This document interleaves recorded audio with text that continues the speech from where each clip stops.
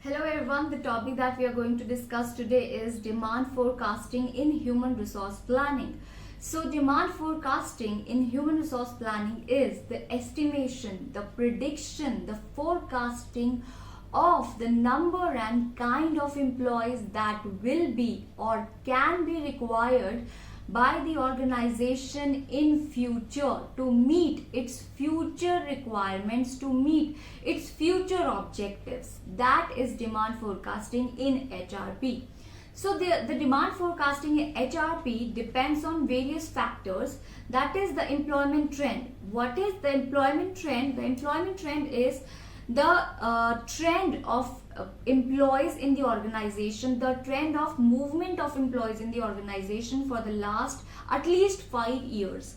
Okay, and then the replacement needs is that what are going to be the vacancies created in the organization in future. So you also have to be planned enough for it right now, today, in the current situation, what are the vacancies that will be vacant in future, so that you are well prepared to fill those vacancies. Okay, so vacancies that can be created would be through retirement, death, resignation or termination.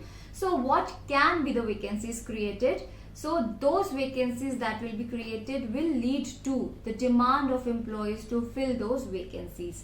Next is to improve productivity. So to improve productivity, you need to have enough number and good quality of employees to improve the productivity, to meet the opportunities, to overcome the threats that your organization can face in future. Next is expansion of the organization.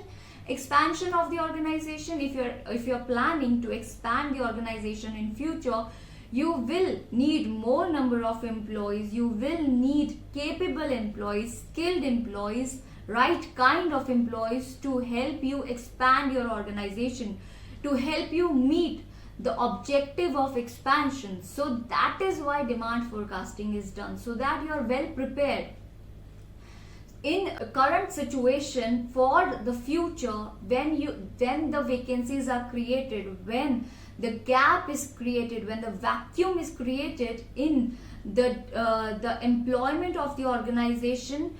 What kind of gap can be created, what kind of vacancies can be created, you have to be planned enough so that you don't face any problem at the time when the vacancies are created. Okay, so let's move forward on how we can forecast the demand. So these are the two techniques through which we can forecast the demand, the qualitative method and the quantitative method. So first we will do the qualitative method. The qualitative method is mostly used by the organizations which are not working on a very large scale. These type of organizations are working on a smaller scale. So qualitative method, that is a method which does not require any statistics, method which does not require any calculations as such. These methods can be used for those organizations which are running on a smaller scale. Okay, so the first technique is Delphi technique, then managerial judgment, workload analysis, workforce analysis and scenario analysis. So let's first discuss what is Delphi technique of demand forecasting. In this Delphi technique is a method of forecasting the demand of employees by certain experts who are experts in the field of forecasting, or who are experts in the field of anticipating what number and what kind of people can be required in the organization in future. These experts are mostly the managers of the organization, okay, or the people who are closely working with the employees, closely supervising the employees. These are those experts. Okay, so in Delphi technique, what happens, a forecasting report has to be prepared by various set of experts. Now they prepare their forecast, they submit their forecast to the HR manager, HR manager sees all the forecast of all the experts. If there is any discrepancy, for example, there are 4 experts, expert number 1, 2, 3 and 4. Expert number 1 has forecasted that we will require 400 employees in future. Expert number 2 has forecasted we will require 100 employees in the future. Expert number 3 has forecasted we will require 300 employees in the future, and expert number 4 has forecasted we will require 700 people in the future. So the HR manager will formulate a report, will see various forecasts and then submit each other's forecast to the experts again. So expert number 1 will get the forecast and the pointers why expert number 2, 3 and 4 have forecasted these numbers. Okay, the points will be discussed by the HR manager with expert number 1. So these pointers now will be considered by expert number 1 with the points, the considerations that the expert number 1 was having before when he or she forecasted for the employees in the future. So now this method, this rotation of the forecast will keep on going until and unless all the experts reach to one conclusion of forecast. So until and unless all of the experts reach to one conclusion, this rotation of each other's forecast, each other's pointers, each other's consideration, why they have forecasted 100 employees, why they have forecasted 700 employees, why they have forecasted 400 employees, all of these pointers, all of these considerations will be rotated within the experts, and if they understand, they can make changes in their forecast. If they don't, they can keep their forecast as it is and let the other expert understand the consideration of the expert. Okay, so this will keep on happening again and again. The rounds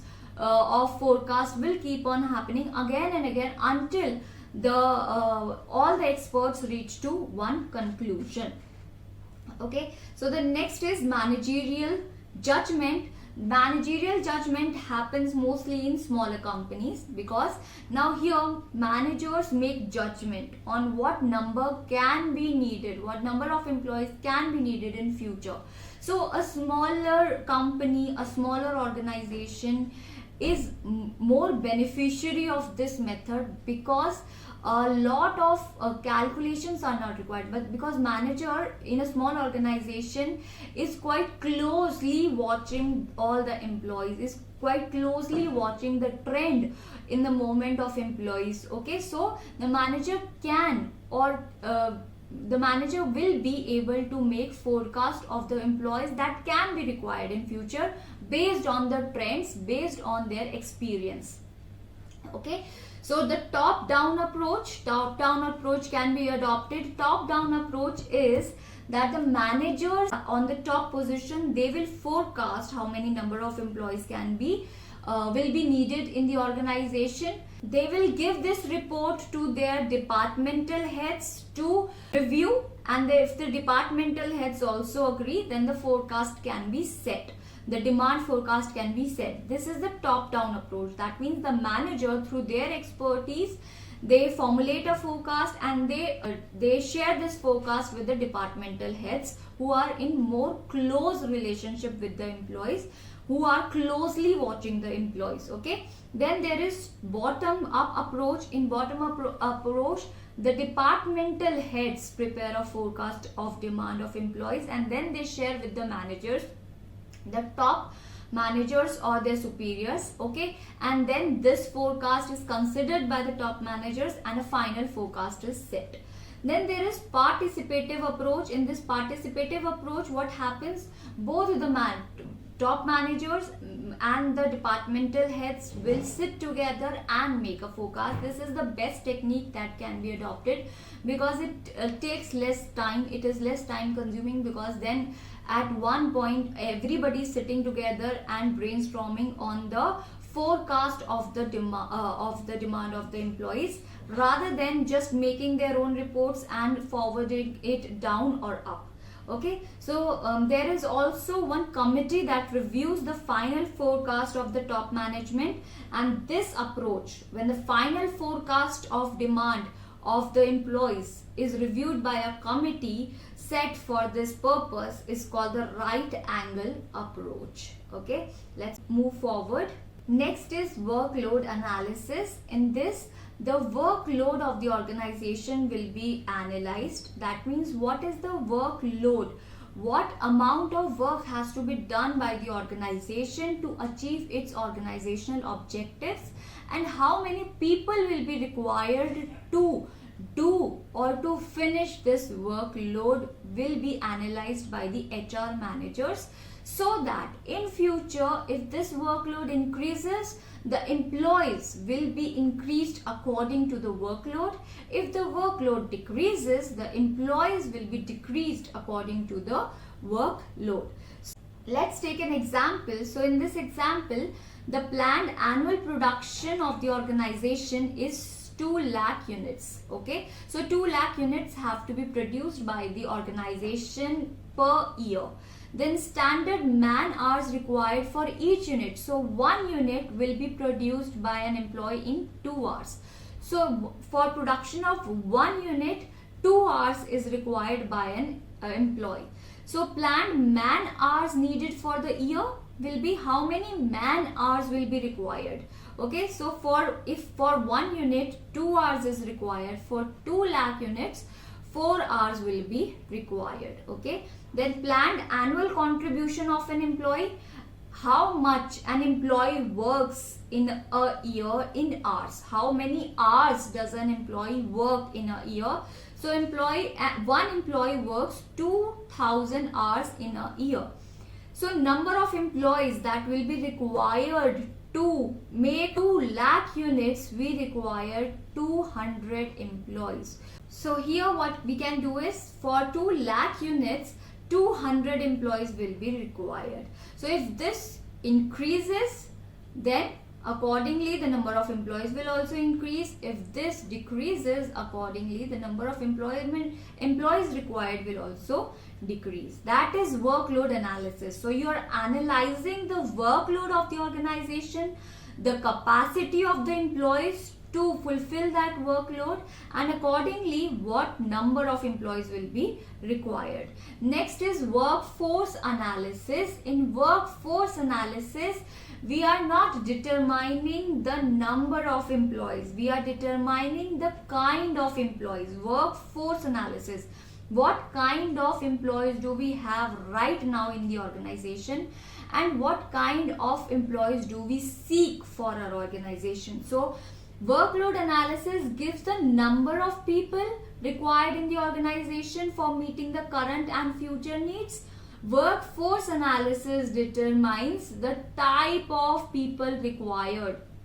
So the skills of people required, the capabilities, education, experience, training of the people required to fulfill the workload of the organization. So better the workforce of the organization, lesser number of people will be required to fulfill the workload of the organization. Try to understand. Workforce is good number of people, good quality of people who can do good work. So better the workforce of the organization, better skilled they are, better educated they are, better they are at working, okay, more efficient and effective they are, less number of people will be required to do the workload of the organization, to fulfill the workload of the organization. So workforce analysis is what kind of people do you have in the organization and what kind of people do you require in the organization in future. That is workforce analysis. Next is scenario analysis. Scenario analysis is you determine various scenarios, okay, and according to that you forecast what kind of people can be required. So there are 3 types of scenarios, that is at the level of continuance. That means at current level, what if your organization keeps on working at the current level in future, so there is no need to change the number of employees if they are fulfilling the requirements right now. If they are able to achieve the objectives of the organization right now, and your organization keeps on producing or keeps on working on the level right now in the future also, so the same number of employees can be, same number and kind of employees can fulfill the objectives. Second is optimistic scenario.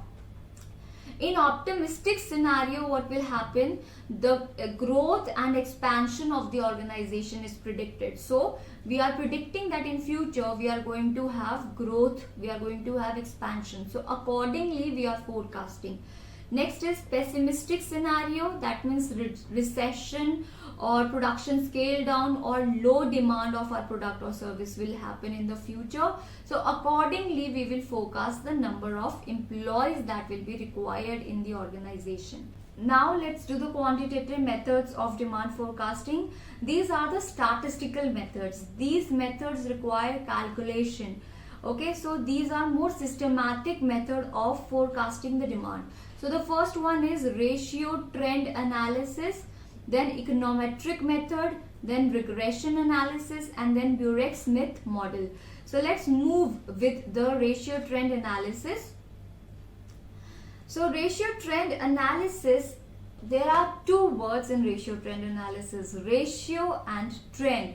So we will find out the trend of the employees, the movement of employees in the past.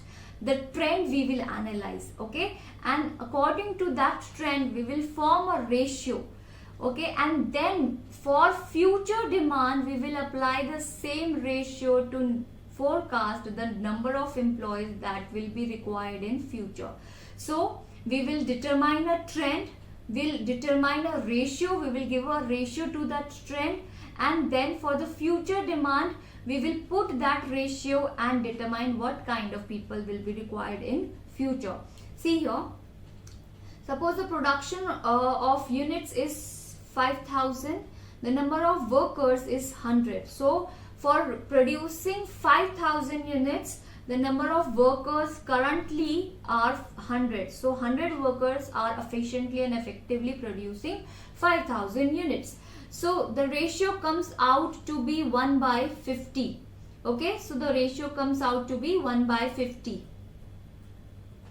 here. So estimated production. So in future, if your estimated production is 8,000 units, what you are going to do is you are going to put this ratio in 8,000 units, that will come out to be 160. So in future the number of employees that you will be requiring will be 160 employees. Okay, so you analyze the trend. That means you have analyzed that for 5,000 unit production you require 100 employees. So this you have come to a conclusion by analyzing the trend of people that are working in the organization. You form a ratio and then you apply this ratio for the future production. That is called your ratio trend analysis. Next is regression analysis. In regression analysis, what we are going to do is there are two variables, dependent variable and independent variable. Dependent variable will always be the employees, because your employees are dependent on various other factors. For example, sales. The employees are dependent on the sales unit of the organization. If the sales are more, employees that will be required for the organization will be more. If the sales are less, the employees required for the organization will be less. So this is similar to ratio trend analysis, in that forecast is based on the relationship between sales volume and employee size. So there will be two things here, dependent variable and independent variable. So dependent variable will always be employees here, because we have to determine the number of employees that will be required. Okay, so whatever is the independent variable, whether production, sales, okay, so on that independent variable the number of employees will be dependent. Okay, So you will first determine the independent variable. So independent variable you will be determining, and then on that independent variable you will be calculating the dependent variable. That means these variables will vary, and on the basis of these variables the dependent variable will vary according to the independent variable. So here two factors are taken, dependent variable and independent variable. Let's say y is your dependent variable. That means y is the number of employees that you have to forecast. How many employees will be required, okay, on a dependent variable. For example, let's say sales. If so, y is your dependent variable, okay, and then here the formula is a plus bx.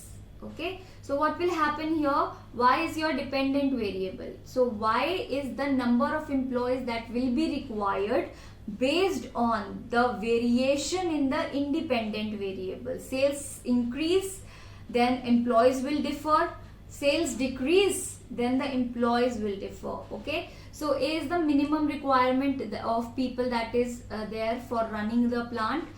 B here is the change of y in response to the 1 unit change in x. So how much y changes in response to the change in x. So if x changes, how much y changes will be determined by the coefficient b. Okay, so b will be the coefficient which determines the change of y, dependent variable, in relation to the change in independent variable, which is x. So x here is our independent variable. So y is our dependent variable, a plus b x. X is our independent variable. That means x can vary, it can increase, it can decrease. B will determine how much change in x will result to change in y. That means how much y is going to change in relation to the change in x. And A is the minimum requirement of employees that is required to run the plant. Okay, so this is regression analysis. So if you determine your independent variable, you can find out how many people, number of people will be required to meet the independent variable. Okay, the forecast of employees will be your dependent variable. Let's move to the next one. Econometric model. Econometric model is again similar to regression analysis. In regression analysis we have taken sales, but here the variable, the independent variable can be anything. Okay, so here what we are doing is we are analyzing the past data. Okay, identification of variables impacting the human resource. We have to identify various variables. In regression analysis we have done only one independent variable, but here in econometric model there can be more than one independent variable. Okay, so we have to determine the variables that impact the independent variable, then finding the direct and indirect relation between the two, then measuring the degree and type of relation through statistical method. That means what is the degree of independent variable that will impact the change in the dependent variable, that means the forecast of the employees. Okay, then according to the statistical methods we will calculate the number of employees that will be required according to the various factors that impact the number of employees that will be required. So in regression analysis there is only one independent variable on which the human resource forecast will be dependent, but in econometric model there can be more than one independent variable on which the human resource forecast will be dependent.